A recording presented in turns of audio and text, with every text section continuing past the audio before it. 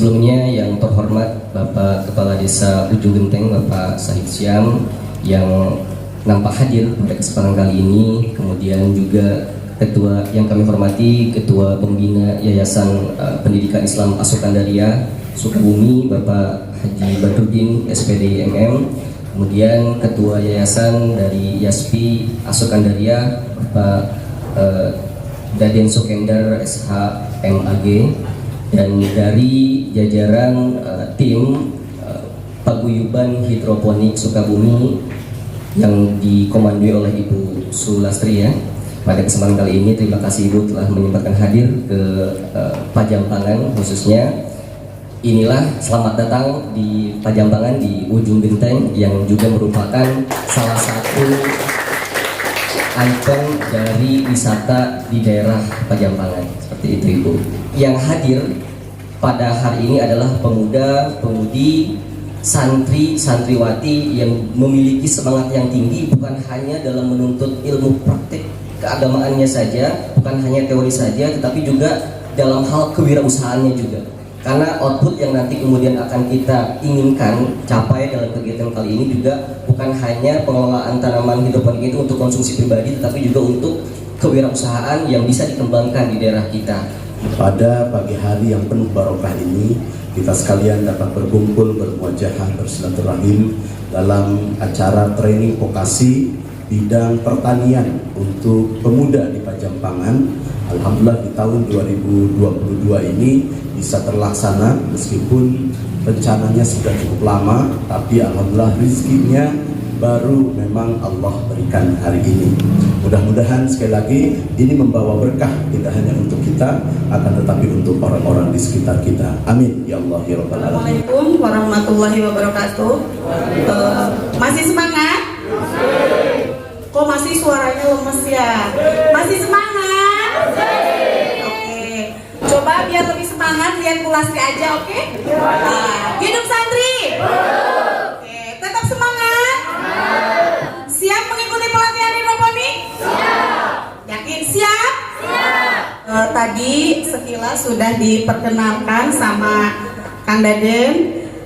Sebelumnya saya ucapkan terima kasih kepada Pak Ketua Yayasan Asukandaria, Bapak Haji Daden Sukendar SH MAG, kemudian Pembina Yayasan YASPI Asukandaria, Bapak Haji Badrudin SPD MM, Bapak Kades Ujung Genteng, Bapak Syahid Syam SPDI, Ketua Panitia Bapak D. Abdul Aziz Latif SH, dan semua tokoh masyarakat yang sudah hadir pada kesempatan ini, serta para peserta pelatihan training vokasi bidang pertanian untuk pemuda di Pajampangan dengan tema pengelolaan tanaman hidroponik. Biasanya kalau petani itu image dulu petani itu seperti apa? Pasti sudah aki-aki ya. Nah coba AA dari mana? Ditanya. Ya nanti dapat bonus ya. Dari mana? Dari Pondok Pesantren Serjulu. Siapa namanya? Ricky. Cita-citanya boleh tahu mau jadi apa? Pengusaha yang sukses. Amin, jadi pengusaha yang sukses. Amin. Nah, kenapa dulu tidak ada anak-anak yang mau jadi petani? Karena image petani itu hitam. Hitam, betul Pak. Terus apa lagi Pak? Kotor pokoknya ya. Dan biasanya yang menjadi petani itu minimalnya sudah 50 tahun ke atas ya Pak ya. Kenapa ada sekarang itu bertani hidroponik, bertani modern? Karena apa? Merubah mindset. Sementara yang diajarkan Rasulullah itu salah satu di dalam Al-Quran, salah satunya itu pertanian. Bertani hidroponik ini adalah sistem cara bertaninya. Hidro itu berarti air. Jadi kita bertaninya itu menanam sayurnya itu tidak di tanah, medianya air. Kok bisa tumbuh? Kok bisa airnya dikasih nutrisi? Nah, kita kalau misalkan tadi bilang skalanya itu udah skala budaya pertamanya, kita hobi dulu deh. Hobi dulu, mandiri pangan. kalau mandiri pangan itu minimal untuk kebutuhan keluarga kita sendiri, konsumsi kita sendiri, kita bisa konsumsi sayuran yang sehat. Nah, karena ini sayurannya non pestisida, artinya tanpa disemprot. Tapi bukan berarti bertani hidroponik tidak ada hama. Hama juga ada, tapi bisa diminimalisir. Memang bertani hidroponik itu pertanian modern untuk anak muda, tapi tidak menutup kemungkinan Pak. Anggota kami pun ada salah satu yang bertanam hidroponik di kami itu usianya 75 tahun. Untuk hasil bertani hidroponik, misalnya kita ingin penghasilan itu 5 juta sebulan. Kalau misalnya kita di lahan konvensional itu kita butuh lahan 5.000 meter persegi. Nah, sementara dengan hidroponik kita hanya butuh lahan 500 meter persegi. Itu konversinya ya Pak. Belum lagi pertama harus mengolah lahan. Mencakup dulu mengolah lahan, kita harus kasih pupuk dasar. Kalau misalkan nanam sayuran belum, nanti ada gulma, ada rumput. Ya, ada rumput itu sudah 3 kali pekerjaan nih Pak. Nah, sudah waktu dan tenaga. Belum paling bisa menjualnya juga ke tengkulak. Memang mahal itu di modal awal karena kita harus membuat greenhouse atau rumahnya. Nah, seperti ini nanamnya pun nanti ini hanya ilustrasi Pak. Nanti dijelaskan sama Kak.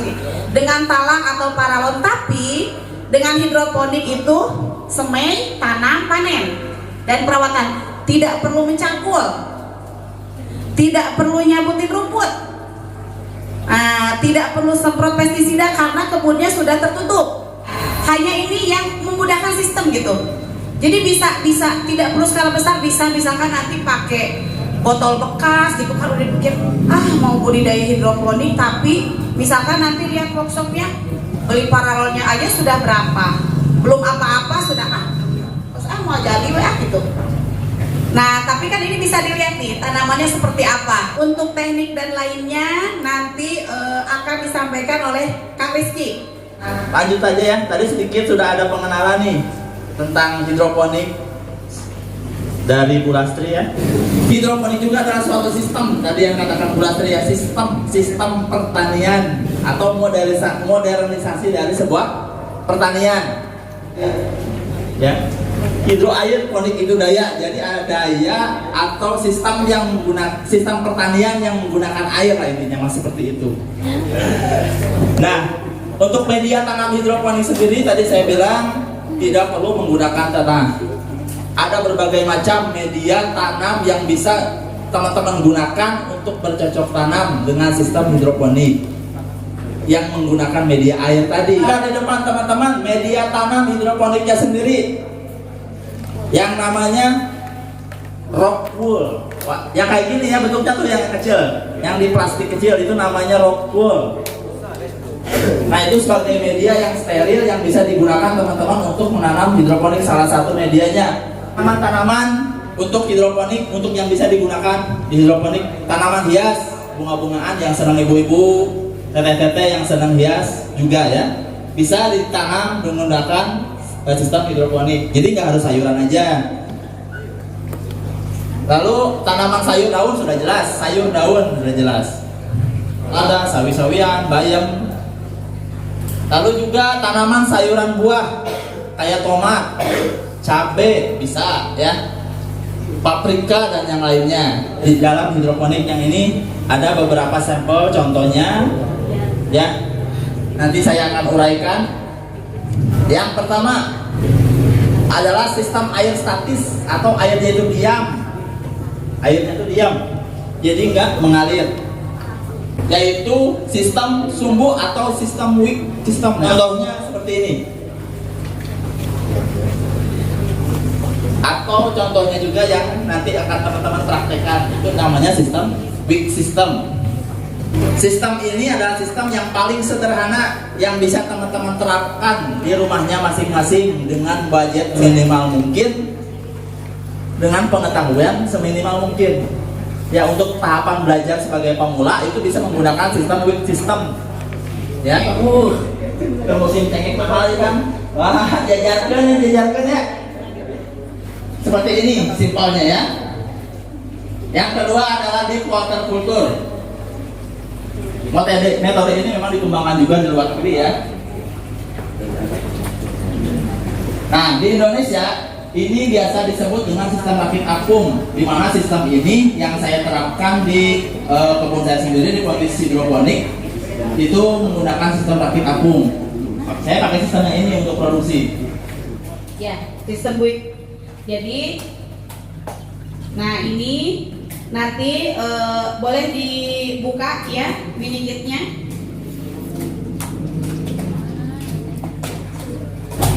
Terus ini ada benih kangkung ya. Ini benih kangkung. Jadi untuk menanam kangkung itu satu media tanamnya itu ini. Rokulnya ini ada ukuran 2,5 cm. Di sini ada benih kangkung. Lalu juga ada tadi di sini ada namanya apa namanya tadi ini? Rockwool. Lalu di sini ada bakinya ya, ada bakinya atau tempat nanti nutrisinya. Ada juga nanti bisa pakai sumbu kompor atau kain yang bisa menyerap air. Ya. Sama nutrisi ya. Nutrisi hidroponiknya ini A, yang ini B. Ya. Sama tadi udah punya ya air semua ya.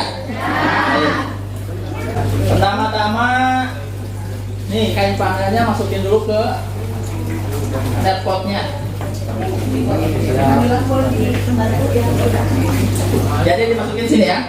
Fungsinya kalau pakai kain panel ini, di saat nanti airnya habis menyusut, air yang di bawah nggak kesentuh sama net pot ini masih bisa naik ke permukaan atau menyentuh akar tanaman dan nanti ya.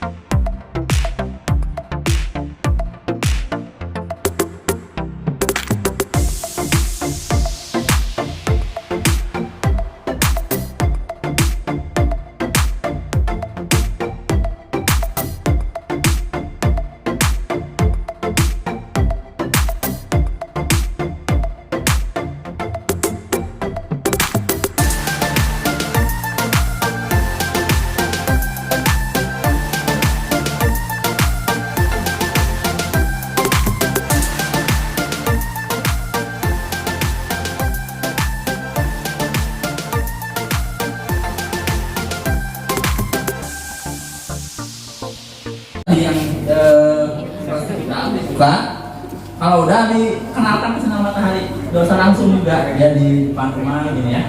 Dikenalkan sinar matahari, nanti tunggu setelah sekitar 7 hari atau misalkan dia punya tunas 2 biji, itu namanya tunas gelaga dulu. Setelah dia punya 3 tunas atau 2 tunas, itu bisa dipindahkan atau dipakai pakai nutrisi. Jadi untuk 7 hari ini itu jangan dulu pakai nutrisi, cukup air biasa aja. Karena apa? Karena di dalam air ini juga udah cukup nutrisinya untuk menumbuhkan si benih ini. Jadi harus kita periksa lagi, harus cek. Jadi nanti kalau misalkan teman-teman sudah punya instalasi, misalkan ya, instalasi yang tadi digambar seperti itu, setelah semai dipindah ke instalasi ini. Salah satunya ini NFT. Udah gitu aja. Yang penting si akar ini nyentuh air. Intinya yang penting ini nyentuh air. Kalau yang sistem gimana cara menghasilkan oksigennya? Kan otomatis ini dia stagnan ya. Tadi statis tadi, airnya diam. Cukup dikocok-kocok aja. Pakai tangan bisa dikocok-kocok. Nah itu juga ada sedikit membantu menghasilkan oksigen. Tapi kalau sengaja minimal 50 cm jaraknya karena dia kembang. Ya sampai sama ya kayak ini kan kalau singkong berapa jaraknya, namun kunci seberapa jaraknya kan beda-bedanya. Jadi jaraknya kalau pakcoy itu bisa cukup di 15 cm untuk pakcoy. Itu ada itu di 20 cm.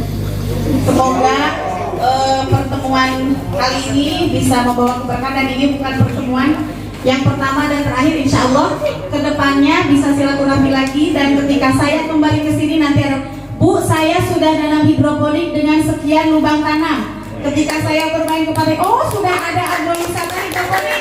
Amin ya robbal alamin. Ibu Hajah pergi mengaji. Pulang-pulang bawa bingkisan. Saya akhiri acara ini.